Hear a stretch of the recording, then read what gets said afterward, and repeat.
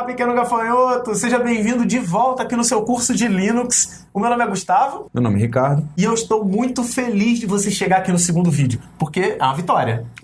Se o cara assistiu o primeiro vídeo, não que esse primeiro vídeo seja ruim, mas tipo, a gente tentou mostrar, né? Eu tentei puxar aqui do Ricardo o máximo de informação para que você fale assim, pô, tá aí, cara, vou dar uma chance pro Linux. Fico muito feliz e orgulhoso. A gente ainda não vai instalar o Linux agora, calma, tranquilo. E o mais legal é o seguinte, como aqui a gente sai aula semanal ou quinzenal, depende do que a gente consiga entregar, tem gente que fala assim, caramba, decidi. E aí começa a correr atrás, tem gente que já tá com o Linux instalado. Eu fico muito feliz com isso. Eu não quero que você me espere, eu quero que você tenha vontade.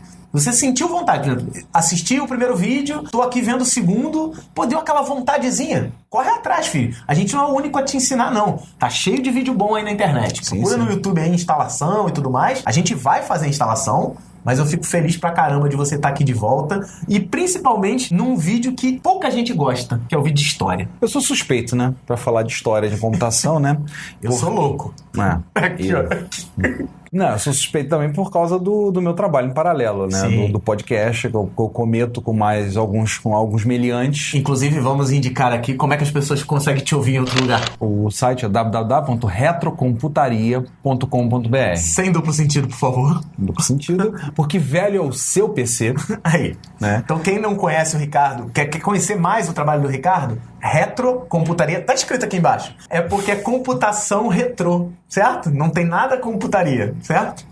A gente vai ser bloqueado agora no YouTube. Isso já rendeu muitas piadas. Escuta, porque tem muito papo legal. A galera que gosta de computadores, retrô, MSX, mas o quê? Qual é a parada? A gente trata principalmente de computação que a gente chama de computação clássica. Então a gente trata principalmente abrangendo anos 70, 80 e 90. Então a gente pega da computação do início do microcomputador, que é anos 71, do microprocessador, né? Microcomputador 75, vamos até 95, que é o início dos anos 95, o nosso ponto de corte onde a gente para. E a gente trata de muita coisa daquela época, história. Então a gente tem episódio falando sobre mini computadores, sobre CPM, sobre MS-DOS, sobre várias coisas da plataforma e falamos de coisas que são feitas hoje em dia para essas plataformas. Show. Muita gente está desenvolvendo hardware e software como lazer, como uma coisa até como uma forma de renda para desenvolver.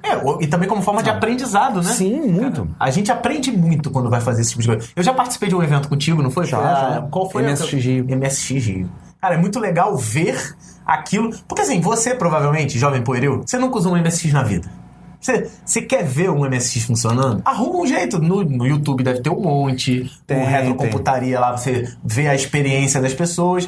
E assim, história não é chato, cara. Você tem a sua história. Então, não seria legal você ter registrado a evolução da sua vida, do seu trabalho, da sua carreira, que talvez nem tenha começado ainda? Ouve esse vídeo com carinho. Né? Ouve esse vídeo é ótimo. Assiste esse vídeo até o final com carinho, porque a gente vai mostrar a evolução de um sistema que no vídeo anterior a gente viu que tá na tua vida, sabe? O Android tá na sua vida, o WebOS na sua televisão, que mais?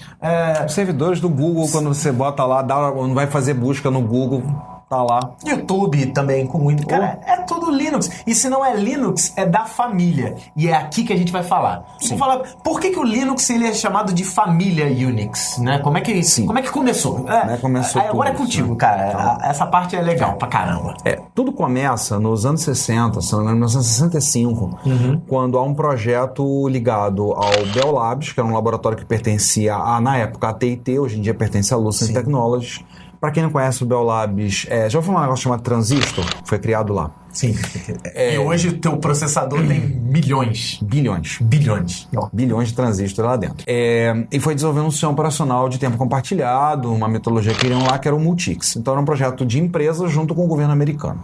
Começaram a desenvolver, em 69 o Bell Labs saiu do projeto e resolveu fazer o seu próprio, que era o Unix. UNICS. Isso. Que era uma piadoca com Multics. Sim, era uma brincadeira com o Multics. Tudo vira piadoca. A gente vai até ver uma piadoca já, que eu sei que ela tá vindo aí. E aí dois desenvolvedores, em particular o Dennis Ritchie, que faleceu há pouco tempo, aliás, ele faleceu... Verdade. O Dennis Ritchie faleceu muito próximo ao Steve Jobs. Então todo mundo lembrava da morte do Steve Jobs, o Dennis Ritchie poucos lembraram. E basta dizer que da mão desse homem saiu o Unix e saiu a linguagem C. Ele foi um dos primeiros compiladores de linguagem B, né? Sim, que veio de BCPL. Quer saber um pouco mais sobre BCPL, B? Tem um curso de C lá no Estudonauta, nosso patrocinador. Então, eu falo sobre essa evolução. Então, o Dennis Ritchie e o Ken com o Ken Thompson. O sistema estava sendo feito em Assembly. Assembly é a linguagem de máquina, linguagem do processador. E é um problema se você for tentar levar isso para uma outra placa arquitetura, porque você vai ter que reescrever o código todo. Na verdade, o Unix era para poder funcionar em várias plataformas, né? Era para funcionar num computador X ou num computador Y. Hoje, é natural você comprar, sei lá, um computador da HP e um computador da Dell e ser a mesma plataforma. Antigamente, HP tinha naquela época? HP tinha, mas não tinha máquina. Mas não era computador. Era normal você comprar um computador da IBM e um computador da Digital. E eles serem completamente diferentes. Sim. A ideia do Unix era, com perdão da piadoca, unificar isso. Sim. Né? Então, legal. E o Assembly não estava dando jeito. Não dava porque a linguagem não é portável. Você transporta de uma arquitetura de processador para outra, você tinha que reescrever o código todo. Daí eles portaram para uma linguagem chamada... Foi para o BCPL. Do BCPL eles adaptaram para uma linguagem... Começaram a mexer no BCPL, virou a linguagem B. E aí fizeram tanta modificação na linguagem que de B teve que mudar o nome. O que veio logo depois? C. Cara, essas coisas são tão ruins que elas ficam boas. Né? Pois é. O C é uma evolução de uma linguagem B. A linguagem B, não existiu linguagem A. Não, mas existe a linguagem D. Existe D? Existe o D. Meu Deus. Porque a evolução do C foi o C++. A evolução do C++ foi o C Sharp. Eu quero saber qual é a próxima piada ruim. Aí eu ia falar pra você, a próxima piada ruim é virar D. Mas já existe. Eu não sabia. Quem fez D? Tem muita gente, muitos pesquisadores que desenvolvem linguagem de programação e vamos ver se vai dar certo. Existe a linguagem. Se ela é útil e usada... Aí são outros 500. É uma outra história. Mas enfim, 1969 nasceu isso aí. Em 73 o Unix tomou forma. Porque a Eros Debian se chama Unix, o Aí perdeu o CS. Perdeu o CS, virou um X. Isso. Foi reescrito em C. E aí a gente diz que é a relação simbiótica entre o Unix e o C. O C foi feito para o Unix foi feito em C. Na verdade, eles fizeram a linguagem porque eles não tinham a linguagem. Sim. Hoje em dia isso é muito difícil, né? Nossa. O último caso que eu vi, que é bem recente, mas não é tanto uma necessidade, foi a linguagem Kotlin. O Kotlin, na verdade, foi uma necessidade porque a galera falava que o Java não estava atendendo bem para criar as IDEs. A galera da JetBrains, que cria PHP Storm, WebStorm, o PyCharm, eles falaram assim, puta, a gente faz tudo em Java. Aí teve uma volta muito grande. Lá no curso, cara, tô eu fazendo propaganda do Estudonauta direto. No Estudonauta tem um curso de Kotlin e eu conto também isso. O que tá acontecendo, uma treta entre o Google e a Oracle, enfim. Aí, na verdade, a galera da JetBrains criou uma linguagem para poder criar IDE. E aí o Google chegou e falou assim, tá aí, vou pegar essa linguagem e agora é essa linguagem que desenvolve para Android também. Interessante. Foi a última, talvez tenha nascido outra, se teve, bota aqui no comentário, bota o link para ajudar a gente, ajudar os gafanhotos, mas a última linguagem que eu vi nascendo assim foi o Kotlin. Mas o C, ele nasceu para o Unix. Sim. Né? Uma necessidade específica. Sim. Show. E o que aconteceu? Na época, nos anos 70, o Bell Labs pertencia à AT&T e a AT&T estava sob um processo de lei antitruste. Que era um processo de questão relacionada a monopólio. Ela estava sendo acusada de práticas de monopólio no mercado de telefonia. A AT&T, para quem não sabe, né, lá nos Estados Unidos a gente tem operadoras gigantes, assim como a gente tem aqui no Brasil, né, internacionalizadas, mas a AT&T é tipo uma Vivo. Só que ela tinha 60% do mercado. Então, é tipo uma Vivo boa. Grande, bem grande. Né? E o que aconteceu? Eles não podiam vender o Unix por um motivo simples. Se eles começam a vender esse sistema, a investigação do Departamento de Comércio dos Estados Unidos ia em cima e dizer, vocês estão entrando no mercado de sistemas operacionais para computadores. Vocês já estão com um monopólio de telecom e querem ainda entrar em sistemas operacionais de computadores. Ia ser um estresse, né? E aí o que aconteceu? Eles disseram o seguinte, a gente vai fornecer o sistema, vamos passar o sistema para quem quiser só que a gente não dá suporte. Então, se você quisesse uma cópia do Unix, você mandava uma carta para AT&T, mandava a sua fita de 9mm, aquela fita que você vê no cinema, nos filmes lá girando, a fita grandona, aquela fita grandona, então, mandava a sua fita. É a versão dos anos 70 do pendrive, sabe? Tipo, manda um pendrive aí que eu copio pra tu. Era isso. Por aí. Aí você mandava, eles copiavam e diziam, olha, não pergunte nada pra gente. E aí... Se vira aí. E aí o que aconteceu? Várias empresas no mundo, empresas, universidades, pessoas pegaram cópia. E daí você começou a ter os sistemas padrão Unix. E eles não mandavam compilado, né? Eles mandavam o fonte. Não. Isso. Eles mandavam o código fonte e o pessoal foi adaptando. Talvez é tido talvez como o software mais importante da história da humanidade, o BSD versão 4.4. BSD foi uma versão que foi levada para a Universidade de Berkeley, na Califórnia, né? E aí quando você vai falar de FreeBSD, NetBSD, OpenBSD e o próprio núcleo Darwin do macOS 10, quando fala de Berkeley, a Apple nasceu, o Steve Jobs era de Berkeley ou não? Falei besteira. Não tenho certeza. Eu acho que ele estudava em Berkeley. Eu não tenho certeza. Enfim, é uma senhora universidade da área de tecnologia, né? Sim, e no 4.4 BSD foi desenvolvido coisas como, por exemplo, a arquitetura TCP/IP, que dá base a toda a internet que você conhece. Que era na década de 70, né? Isso. Nessa época. E várias outras estruturas foram desenvolvidas inicialmente no BSD, mas não é o único. Então você daí começou a ter várias empresas produzindo, pessoas começaram a mexer no Unix, universidades começaram a tornar coisas como pesquisa e começaram a desenvolver, começaram a fazer, e a coisa continua andando aí, a ponto que hoje em dia, a última vez que eu vi levantamento, falava em torno de 50 sistemas operacionais padrão Unix. Ó, só para ter eu dei uma olhada ali no tanto a apresentação, a IBM que a gente citou no vídeo anterior, ele tinha uma versão do próprio Unix dela, que era o AIX. Ainda tem. Usei muito o AIX. Nossa. Eu usei muito, porque eu trabalhava na universidade estadual e a gente tinha um laboratório só de AIX. Inclusive, a piada que o pessoal faz com o AIX é que a sigla quer dizer AIX isn't Unix. Mas você tem várias empresas que começaram a fazer. Tem o GNU, que a gente vai ver mais pra frente. Sim. É GNU is not Unix, né? Sim. Daí você começou a pipocar, acho que em torno de 50 sistemas operacionais. No Brasil teve desenvolvimento. Teve o Tropix, desenvolvido no NCE da UFRJ. Mandrake... Não teve. Mas aí o Mandrake é distribuição. É distribuição do Linux. E aí você tem aí, eu poderia listar para vocês vários. Solaris da Sun, o AIX da IBM, o HPUX da HP, o IRIX da Silicon Graphics. Vocês são mais novos, não vão lembrar da Silicon Graphics, nós lembramos. O IRIX era maneiríssimo, né? Era maneiríssimo. O Coherent, o próprio macOS 10. Eu fiz um curso. Caraca, lembrei agora, mano. Eu fiz um curso no Senac quando eu tinha 15 anos de Xenix. Xenix, que pertence à Microsoft. Caraca, como é que minha memória lembrou disso agora, mano? E a Microsoft fez Unix, o Xenix era da Microsoft. Meu Deus do céu. Eu fiz curso de Xenix com 15 anos. Depois eles passaram para Santa Cruz Operation. Meu Deus. A SCO comprou. E aí você tem vários. Eu posso citar, inclusive, um que aí, falar do MSX, né? Que é o Zix, né? Que é um projeto que um amigo, até perdi um contato com ele, com o Adriano, tá trabalhando hoje no Google, nos Estados Unidos. Ele pegou um código-fonte de Unix e portou para o MSX. Aí. Provavelmente na época foi chamado de otário, idiota, você tá perdendo seu tempo. Onde que o cara tá hoje? Hoje ele tá trabalhando no Google nos Estados Unidos. Ah, meu Deus do céu. Esse mundo é muito bom, né? É assim que funciona. Então, assim, você tem vários sistemas padrão Unix, vários começaram a desenvolver. No final dos anos 70, a AT&T já tinha sido dividida, e aí criou as Bell, né, as empresas menores, e a AT&T resolveu fazer o seguinte, vamos cobrar agora de quem está usando o nosso sistema.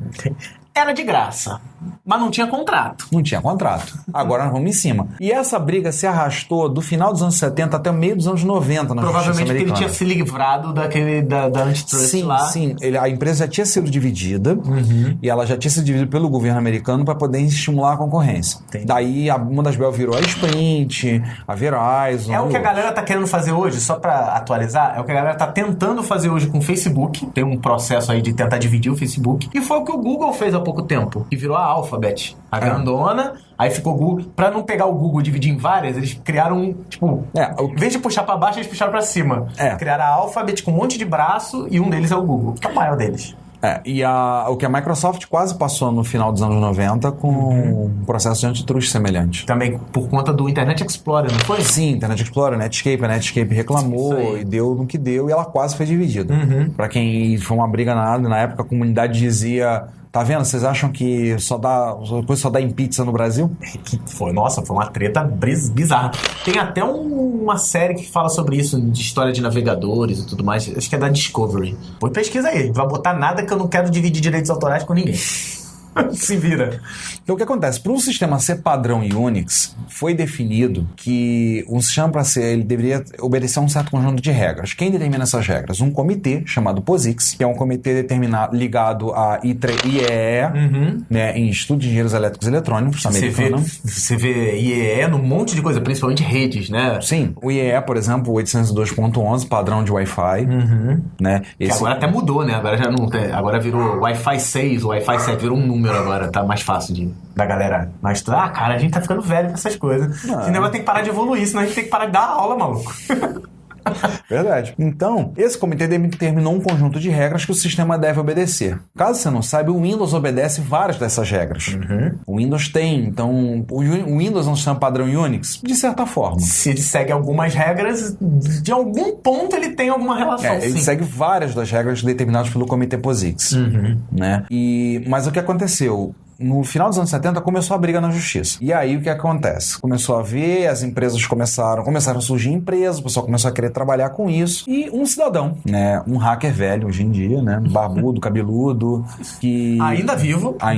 Espero que vive no momento do lançamento e por muitos anos, né? Sim. Richard Stallman, aliás, uma história do Stallman, um amigo que hospedou o Stallman uma vez no Brasil, no verão do Rio de Janeiro, depois de uma semana, ele só pediu um balde para lavar o cabelo. Ele não tomou banho.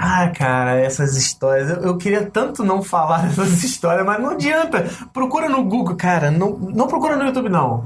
O Richard Stallman comendo o pé. Eu já vi. Eu presenciei essa. Cara... Eu presenciei. Eu estava na palestra que ele fez isso. Foi ali na palestra e arrancando craca do pé e comendo. Meu Deus do céu. Por que, Stallman? Faz isso comigo, não. Se eu não me engano, ele fez isso numa palestra que ele deu na ABI, aqui no Rio de Janeiro. Alimentação constante. Deve ser um padrão. Pois é. Mas é um cara sensacional. Intelectualmente sensacional. Meio porco, mas...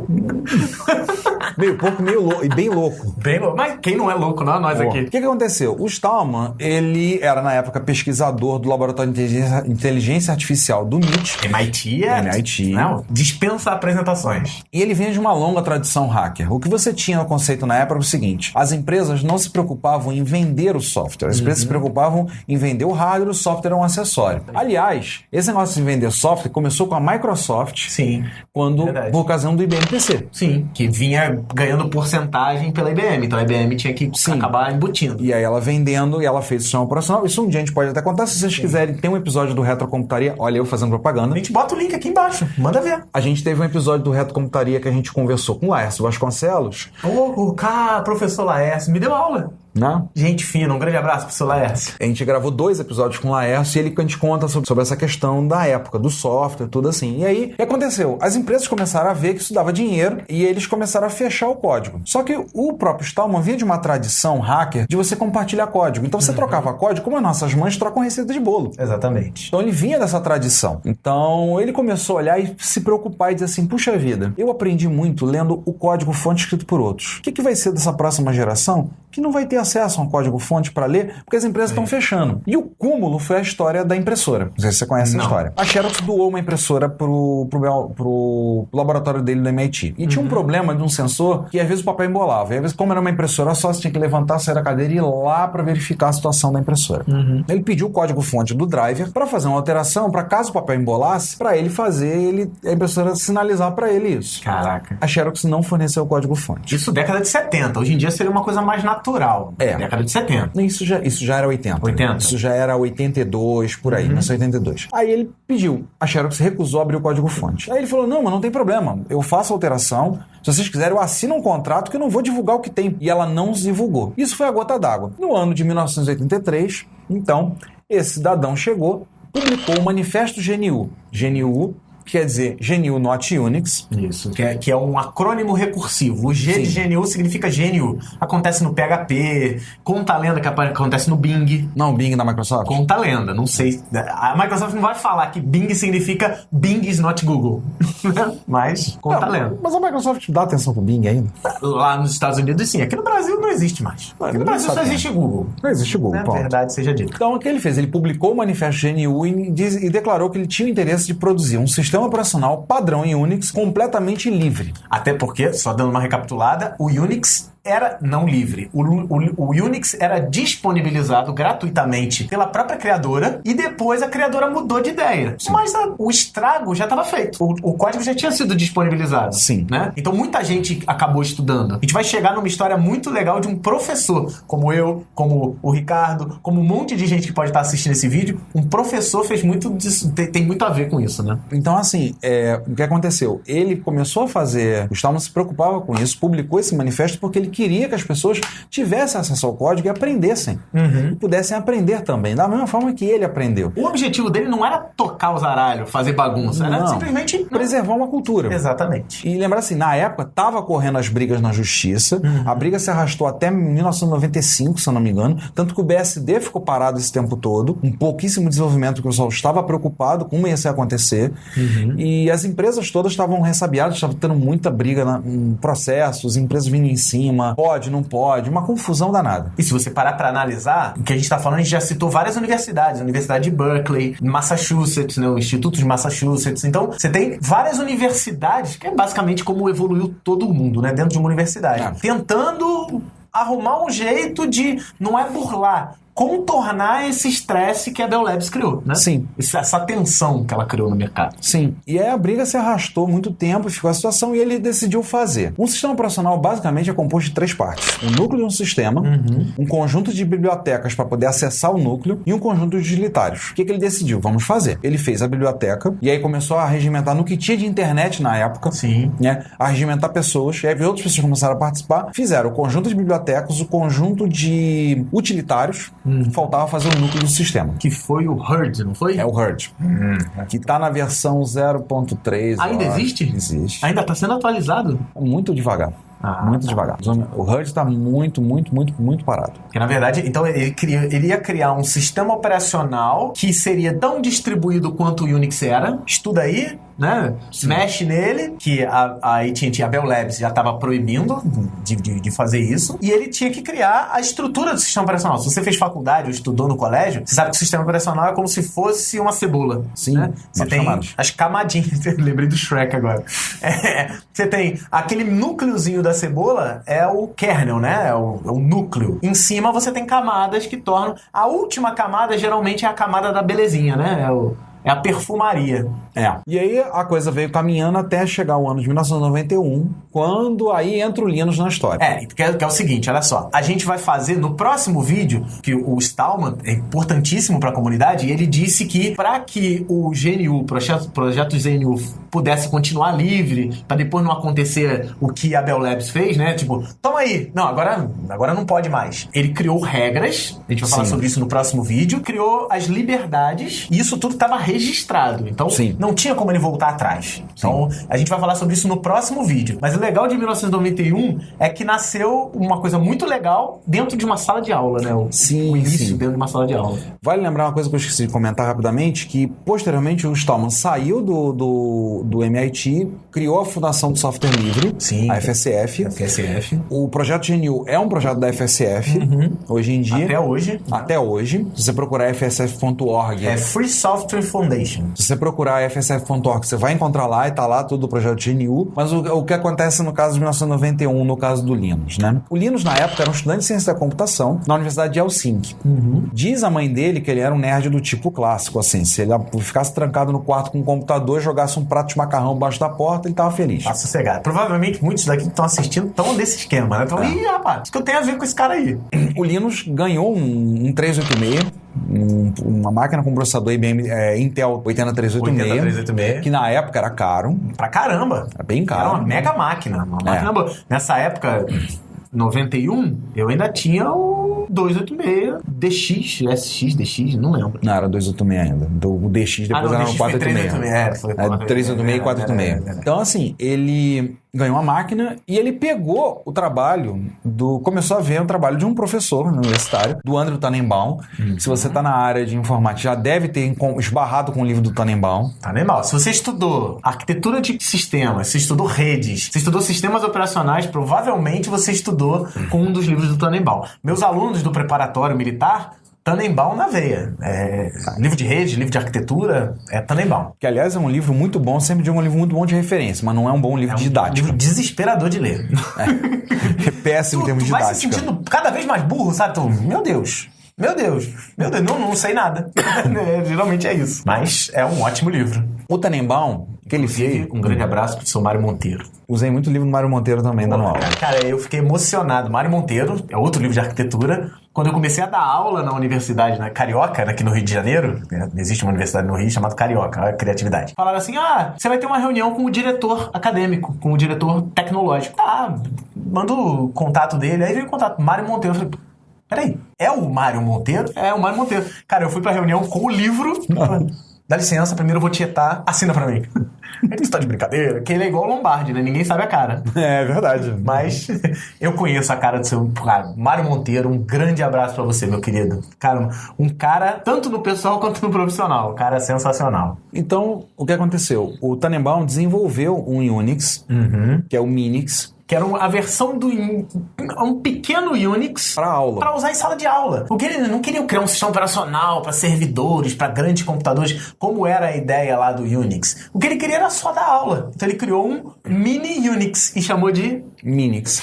Cara, tanto que tem um livro dele que metade do livro é o código-fonte do Minix. Cara, que louco. Eu não lembro qual livro, acho que é o Sistema Avançados. Tem metade lá. E o que é que o Linus fez? Começou a mexer no Minix, começou a fazer mudanças. Começou a futucar no código, aprender, ver. Chegou um ponto que ele esbarrou na licença, porque ele tinha limitações por causa da licença de uso do E ele tinha até críticas à estrutura do sistema operacional. Ele falou, pô, esse sistema não é tão bom assim. E não era para ser tão bom assim, porque era um sistema de aula.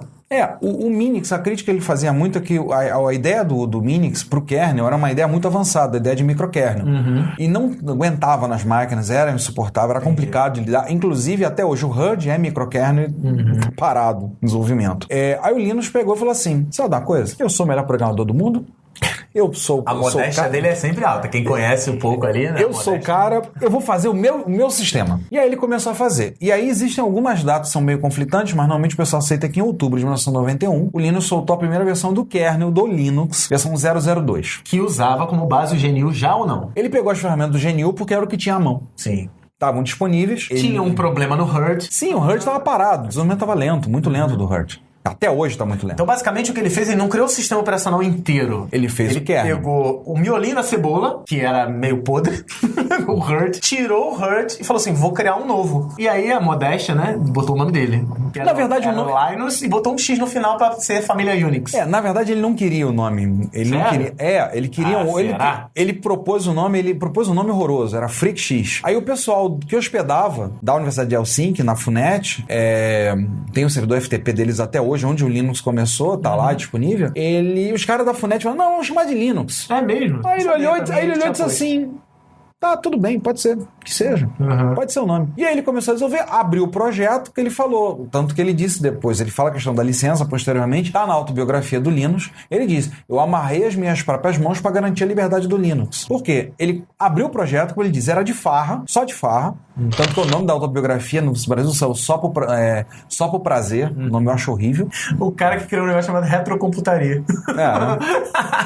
E olha que o nome foi meu mesmo, a ideia. Eu sei, mano. Aí assim, só por prazer acho estranho, mas só de farra acho que ficaria melhor. Mas whatever, que seja. Ele começou a fazer e ele abriu o pessoal pra internet, soltou na Usenet, nos grupos de discussão e falou, olha, eu tô começando a fazer, se alguém quiser me ajudar.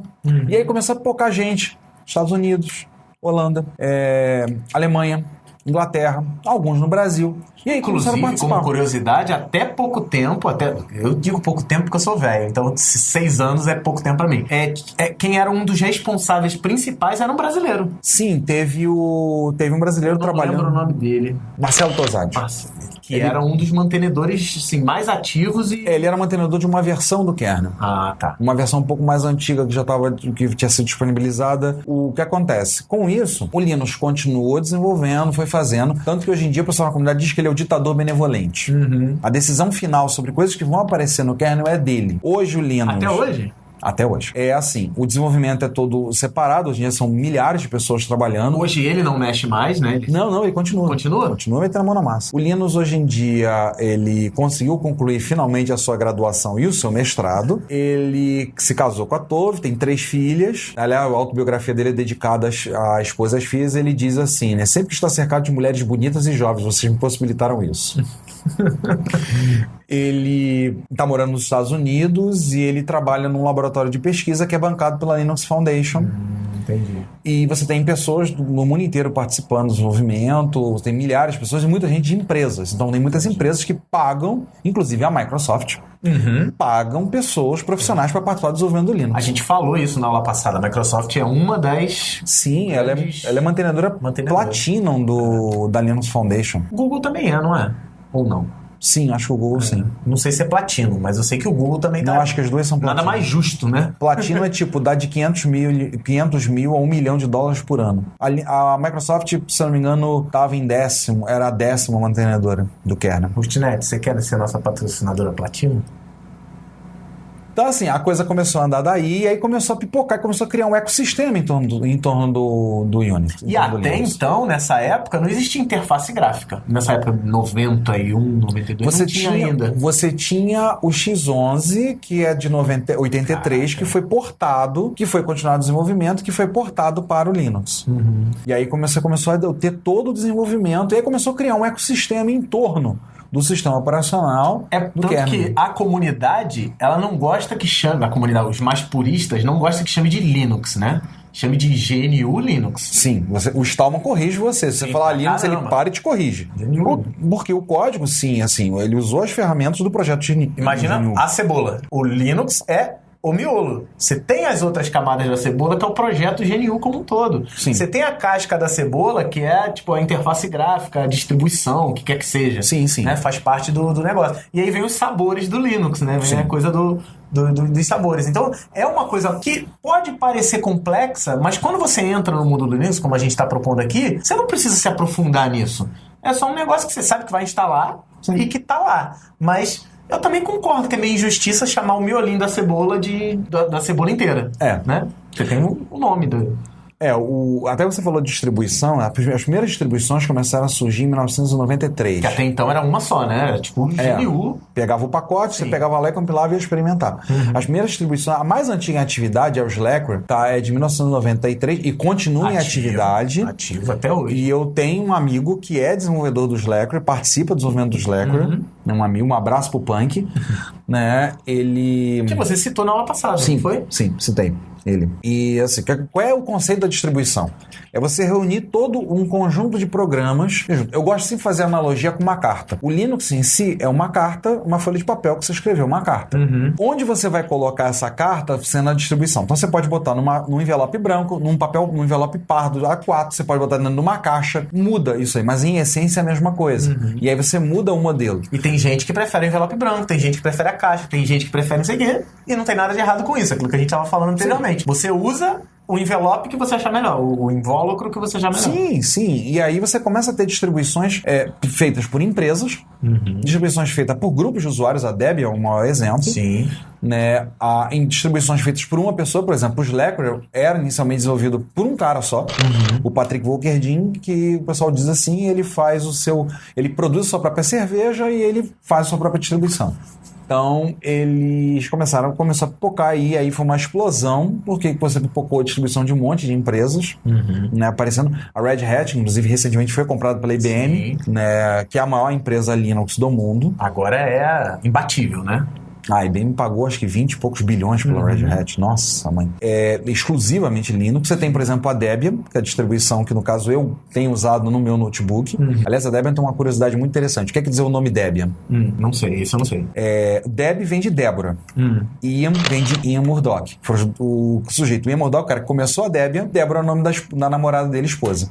Hoje esposa, ele faleceu, infelizmente, recentemente. Eu não tô nem pensando no falecimento, eu tô pensando se ele bota a Debian e termina o casamento. Era um risco que correria, né? mas ele faleceu antes disso acontecer. Graças a Deus deu certo. E uma curiosidade, todos os nomes das versões da Debian recebem nome de personagem do Toy Story. É mesmo? Eu não sabia também, não. Já teve o Woody, já teve o Buzz, já teve o... Que legal. A próxima vai ser o Buster, o nome do cachorrinho, do cachorro que aparece. A atual é Stretch, já foi a Jessie, a vaqueira. Que legal. Todos são personagens do Toy Story. Tem uma curiosidade também, por exemplo, o Android são nomes de doce. Nome de doce. Cada versão, o nome de doce seguindo a letra. Sim, seguindo a letra. Pra frente. Também temos o curso de Android Studio, tem uma aula só sobre isso no Estudionauta. O Ubuntu, por exemplo, sempre é um adjetivo, um nome de um animal e vai seguindo a letra. É verdade. Aí quando chegou, eles começaram... Tá em qual? Tá no... Virou, já chegou no Z, aí virou pro A, já tá no B. A última vez que eu vi tava no Bionic Beaver. Bionic Beaver. É o castor biônico. Então... É isso, cara. A área de tecnologia é isso. Você tem que conviver com essas curiosidades. Mas, se você não souber, não muda a sua experiência. Mas se você sabe um negocinho a mais. A gente traz isso daí. Então, algumas distribuições a gente pode citar. Fedora, Ubuntu, Gentoo, Mandriva, Slackware, Debian. Ubuntu, que é um termo africano, que é bem legal, né? Que é... Sim. Como é que é? Ubuntu é compartilhar... Ubuntu, a história do Ubuntu, uma história muito bonita, eu acho, que é o seguinte. O Mark Shuttleworth, quando começou a ideia do Ubuntu, antes era o seguinte, ele ficou milionário com a internet, ele criou aquela empresa que trabalhava com... Ele criou uma solução para comércio eletrônico e para chave de criptografia, que é a Tualt. A Tualt ele vendeu para a VeriSign e ficou rico de uma hora para outra. Então o que ele fez, ele primeiro foi turistar, aí ele foi para o espaço. Maravilha. Ele foi o segundo turista espacial da história. Eu viajo para Petrópolis, ele vai para o espaço. Pois é. Existem diferenças aí. Uma diferença um pouquinho grande. Ele é sul-africano, né? Ele é o primeiro africano a ir ao espaço. Na volta, ele criou uma empresa, a Canonical. Canonical, que é a mantenedora, né? E a Canonical decidiu fazer uma distribuição Linux, é o Ubuntu. Ubuntu é uma palavra no idioma Zulu e quer dizer humanidade através dos outros. Ou seja, eu sou o que sou pelo que você é. O símbolo do Ubuntu, aí tem gente que não entende aquela bolinha, como é que é. São 3 pessoas de mão dada. Por isso que eu falei compartilhamento, né? Compartilhamento. É união, né? São pessoas. Sim. São pessoas, você tá vendo aqui na tela. São 3 pessoinhas de mão dada, imagina assim. E sempre o slogan foi Linux para seres humanos. E a gente deve muito ao Ubuntu por conta de ter tornado hoje em dia o Linux muito mais acessível. Muito, muito. O que o Mint tá fazendo hoje, que o Mint veio do Ubuntu, né? Sim. O que o Mint tá fazendo hoje de caramba, é facinho de usar, e que a gente tá tentando trazer isso pro curso, começou com o Ubuntu. Né? Todos eles, na verdade, nenhuma distribuição é feita, não, eu vou fazer difícil com vontade. Eu gosto de ser difícil. Não, tem umas que são difíceis por serem mais clássicas, mais queixo duro, vamos dizer assim. Qual é a que tu acha mais queixo duro, mais difícil mesmo? Que tu não recomenda que a galera que tá tentando... Sem dúvida, Gentoo. Gentoo não tem instalador. Gentoo, você puxa o Gentoo, você carrega no sistema, monta, compila e você compila tudo. Você pode trabalhar no Gentoo compilando tudo. Não é pra mim. Não é pra mim, eu acredito que não seja pra você. Tu quer ser hardcore mesmo? Cara, não, quero aprender, legal. Aí tenta se enveredar aí. Deve ter uma galera ensinando, né? Sim, não. Gentoo é uma distribuição interessantíssima, porque você consegue ter um sistema extremamente otimizado para a sua máquina. Mas não é para os fracos de coração. Então. A gente tá recomendando aqui, mas existem outras recomendações, o Mint, que é uma... Inclusive, só pra gente encerrar, vamos falar dessa coisa das distribuições feitas de distribuições, né? Sim, o que acontece? Você tem várias distribuições que... As 3 bases, a princípio, são Slackware, Debian e Red Hat. Você tem outras, por exemplo, o Arch Linux e o Gentoo saem direto do Linux from scratch, do Linux raiz, né? Do rascunho. Existe, inclusive, um projeto, se você quiser fazer a sua distribuição, você pode pegar, ler a documentação e vou fazer a minha. Too much. Vou fazer a minha. Passamos uma época que tinha um monte de distribuição pipocando por aí. Sim, é verdade. Todo mundo queria fazer a sua. É igual que a gente tava falando. Surgia a linguagem assim, tipo, precisa de uma linguagem. Agora não precisa tanto. Aí tinha uma galera que tinha necessidade de criar o seu próprio Linux. Não tem tanta necessidade hoje em dia, né? Não tem tanto assim, não. Aí muita gente fazia isso pra se afirmar, né? Então, assim, como tinha muito jovem que usava Slackware há uns anos atrás pra dizer que era hacker. Tem jovem hoje em dia que bebe cerveja e não gosta do gosto. Nossa. Deus, eu conheço vários. Eu não odeio o gosto de cerveja. Então por que tu bebe? Porque... Então, o que acontece, assim, você tem a distribuição, por exemplo, você tem, como eu disse, Red Hat, Debian e Slacker, que são as 3 grandes, e tem as derivações. Então, por exemplo, da Red Hat saiu a Conectiva, que era uma empresa no Brasil que fazia uma distribuição muito boa, por sinal. Saiu a Mandrake, que depois virou Mandriva e se fundiu. Juntou, né? Conectiva com Mandrake, virou Mandriva. Virou a Mandriva. A Mandrake era uma distribuição francesa. Você tem, por exemplo, o Ubuntu, que vem da Debian. Que saiu da Debian. A gente falou Debian, né? Que é a da esposa. Eu não sabia. Debian fizeram o Ubuntu. Do Ubuntu fizeram o Mint. E vários outros. Tem outros também, não tem? Nossa, vários. Acho que da Debian foi o que mais saiu. Foi ficando bom, a galera vai criando sua própria distribuição. E como é livre, a gente vai falar sobre isso no próximo vídeo, você é livre pra fazer o que quiser. Aí daí saiu, por exemplo, o Mint tem uma versão baseada direto na Debian, que é o LMDE. Linux Mint Debian Edition. Essa, inclusive, é que eu tenho vontade até de a gente trabalhar melhor aqui para uma questão de release, de estabilidade, uma coisa assim. Atualização.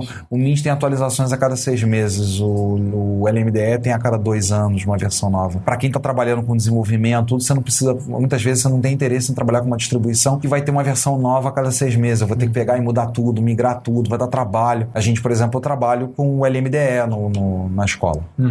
Porque me dá garantia de 2, 3 anos eu tenho atualização do suporte. Agora, por exemplo, na virada do ano para 2019, morreu o suporte da LMDE 2. Eu tenho que migrar para 3. Então, assim, falamos um pouco também, falamos muito sobre história, né? Tá uma mega aula de história do Linux aí. A gente tinha pensado até em dividir em 2 partes, mas ficou tão legal que a gente emendou tudo numa mesma. E a gente vai começar no próximo vídeo a tratar de alguns assuntos mais filosóficos do software livre, para você poder entender. A próxima aula vai ser assim, você entender realmente o que é o software livre. Porque tem gente que confunde o livre com grátis, grátis com livre, tem até uma frase bem legal disso, mas isso a gente vai ver na próxima aula. Não se esquece, se inscreve no canal, habilita o sininho, compartilha com as pessoas, vai lá no seu grupo todo mundo tem grupo da faculdade no WhatsApp, todo mundo participa de uma comunidade no Facebook, vai lá e bota, fala, cara, olha só o que os caras estão criando do curso em vídeo, tentando divulgar a comunidade. Então assim, tipo, a ideia do Linux, da comunidade Linux é divulgação. O que a gente está fazendo aqui é tentando dar nosso centavo de colaboração. Esperamos, num canal que cresceu pra caramba nos últimos anos, esperamos aqui dar nosso centavo de contribuição, dá uma compartilhada lá, mostra pra todo mundo, fala assim, cara, vamos, junta no teu grupo da faculdade, se a tua faculdade comete o crime de não te ensinar Linux, né, que tem umas faculdades que não, né, tem sim. E não é porque o Linux é maravilhoso, não, comete o crime de te focar só numa plataforma, e aí o mercado tem vaga pra outro e ela acabou te prejudicando. Então, se a tua faculdade comete esse crime com você, bota no grupo da faculdade e fala, cara, ó, além da faculdade, vamos estudar Linux aqui com esses caras, com esses 2 malucos aqui que estão vindo toda semana pra dar conteúdo pra gente. Combinado? Então a gente se vê no próximo vídeo. Vamos falar muito sobre liberdades e o Linux é uma das grandes iniciativas disso, né? Projeto GNU como um todo. Beleza? A gente se vê no próximo vídeo. Tchau, tchau.